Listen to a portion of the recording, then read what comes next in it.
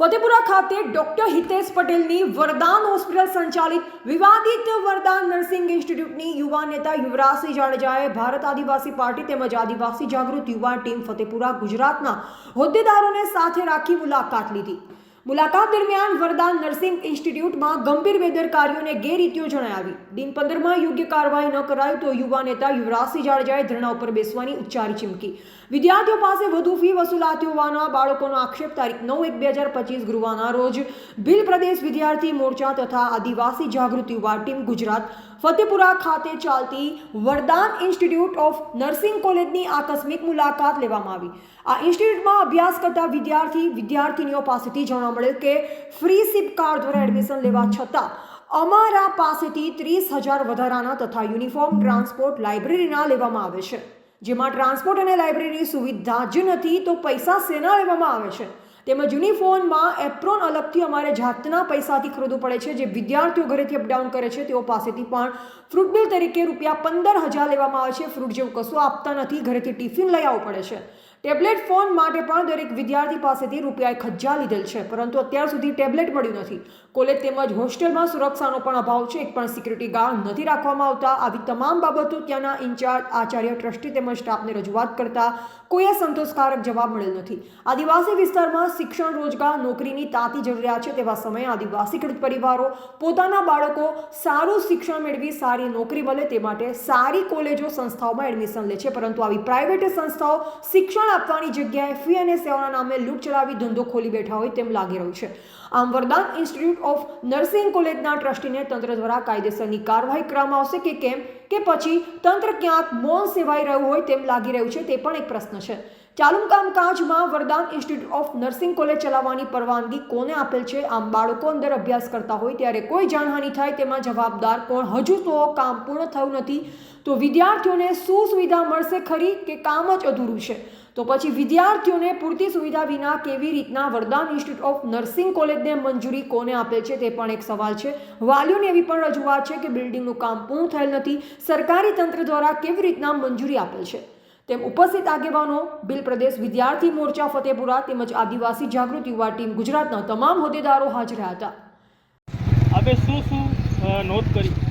ખાસ કરીને વિદ્યાર્થીઓ દ્વારા કહી શકાય કે ઇન્સ્ટિટ્યૂટના જે વિદ્યાર્થીઓ છે એના દ્વારા ફરિયાદો મળેલી હતી કે એક તો ટ્રાન્સપોર્ટેશનની અગવડતાઓ પડી રહી છે, ત્યારબાદ અહીંયા જે જમવાની જે સુવિધાઓ પ્રોપર મળવી જોઈએ એ નથી મળતી, અને ક્યાંક ને ક્યાંક સ્ટાફની જે નાની મોટી ફરિયાદો હતી એ આજે આવી અને પહેલાં તો રજૂઆતના ફોર્મમાં અમે વાત કરી છે કે તાત્કાલિક ધોરણે જે અગવડતાઓ પડી રહી છે, જે અસુવિધાઓ વિદ્યાર્થીઓને ઉત્પન્ન થઈ રહી છે એ તાત્કાલિક ધોરણે એનું નિરાકરણ લાવવામાં આવે। જો દિન 15ની અંદર આનું નિરાકરણ નહીં આવે તો આવનાર દિવસોની અંદર અમારે મોટા પાયે ગુજરાતના મોટાભાગના જે કહી શકાય કે નર્સિંગની પરીક્ષાની તૈયારી કરતા હોય એ બધા વિદ્યાર્થીઓને સાથે રાખીને જો મારે અહીંયા ધરણા પ્રદર્શન કે આંદોલન કરવા પડે, એ પરિસ્થિતિનું નિર્માણ ન થાય એના પહેલાં અહીંના જે પણ વિદ્યાર્થીઓની જે માંગણીઓ છે એ માંગણીઓ સ્વીકારવામાં આવે અને તાત્કાલિક ધોરણે જે ટ્રાન્સપોર્ટેશનની છે અથવા તો ખાવામાં અથવા તો જમવાની જે ફૂડ બિલ તમે લ્યો છો તો એની પ્રોપર એનું ખરેખર મેનેજમેન્ટ થવું જોઈએ। મેનેજમેન્ટ ન થતું, બહારના ટિફિન તમે લઈને જમાડો છો તો એ અમને ક્યાંક ને ક્યાંક ખોટું લાગી રહ્યું છે। એટલે એટલા માટે કે આદિવાસી સમાજના જે બાળક છે એના માટે જે સરકાર જે ગ્રાન્ટ આપે છે એ ગ્રાન્ટનો ક્યાંક અયોગ્ય અને ખોટી રીતે ઉપયોગ થતો હોય તો એ ન થવો જોઈએ। એટલા માટે અમે રજૂઆતના ફોર્મમાં આજે અમે આવ્યા છીએ અને આજની અમારી રજૂઆતમાં દિન 15નો અમે સમય આપ્યો છે, તો દિન 15માં કદાચ આ અગવડતાઓ અને આ જે અસુવિધાઓ છે એનું નિરાકરણ નહીં આવે તો આવનાર દિવસોની અંદર આ જ જગ્યાએ તમે અમને ધરણા પ્રદર્શન કે આંદોલન કરતા જોઈ શકો છો। અહીં નરી આંખે જોઈ શકાય એ રીતે વિદ્યાર્થીઓની સલામતીને જોખમ છે અને ઉપર બાંધકામ પણ ચાલુ છે અને ક્લાસરૂમમાં દરવાજા નથી, બારી બારણા નથી અને પ્રવેશવાના ચારે બાજુથી માર્ગો ખુલ્લા છે, તો અહીં વિદ્યાર્થીઓની સલામતી બાબતે આપ શું કહેશો? ખાસ કરીને અમે જે રીતે આખી ઇન્સ્ટિટ્યૂટ છે એની મુલાકાત લીધી છે, ઇન્સ્ટિટ્યૂટનું અત્યારે કહી શકાય કે બાંધકામ જે ઇન્ફ્રાસ્ટ્રક્ચર છે અત્યારે કાર્યરત છે, તો એમાં ઘણી બધી જગ્યાઓએ અમને જે પ્રકારે માહિતી મળી હતી કે સાહેબ ઘણી બધી જોવા જઈએ તો રાતે અહીંયા શહેરોમાં જે વિદ્યાર્થીઓ છે એ વિદ્યાર્થીઓ ક્યારેક બહાર જતા રહેતા હોય છે, આ પ્રકારની પણ અમને ફરિયાદો મળી હતી।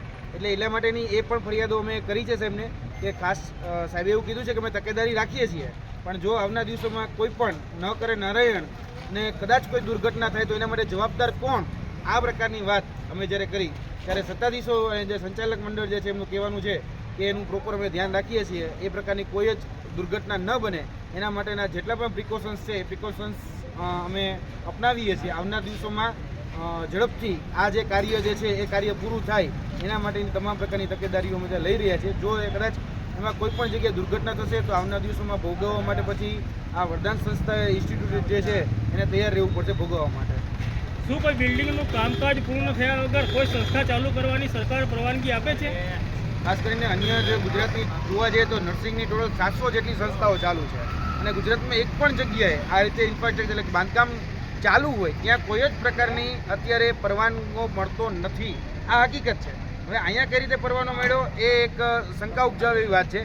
એટલા માટે અમે અહીંના જે કહી શકાય કે આદિજાતિ મદદનીશ કમિશનરની કચેરી છે ત્યાં પણ જવાના છીએ. અમે અહીંના જે કહી શકાય કે જે અધિકારીઓ છે અધિકારીઓને પણ રજૂઆત કરવાના છીએ. તેની સાથે સાથે બીજી જે વિદ્યાર્થીઓના જે પ્રશ્નો હતા અને અહીંના જે કદાચ જે સ્ટાફના જે પ્રશ્નો હતા એની પણ આવનાર દિવસોમાં અમે અત્યારે જ એટલે કે આજના દિવસમાં દાહોદ જઈ અને આદિજાતિ કચેરી છે તે આદિજાતિ કચેરીએ પણ આની રજૂઆત કરવાના છે. કેમ કે ન કરનારને કોઈ દુર્ઘટના થઈ ગઈ તો પછી એના માટે જવાબદાર કોણ એની એક પ્રશ્ન બહુ ગંભીર છે.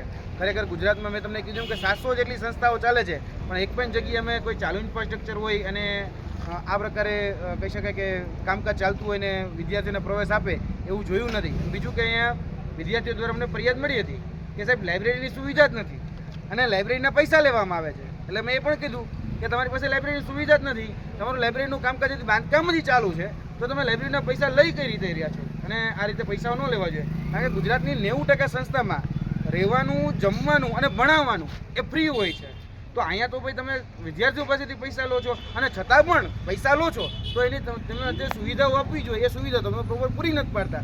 આ જે પણ અગવડતાઓ છે, જે પણ અસુવિધાઓ છે અને વિદ્યાર્થીઓ જે હાલાકીનો સામનો કરી રહ્યા છે એ 15 દિવસમાં જો નિરાકરણ નહીં આવે તો આવનાર દિવસોમાં આ જ જગ્યા ઉપર અમે ધરણા પ્રદર્શન અને આંદોલન કરવાના છીએ.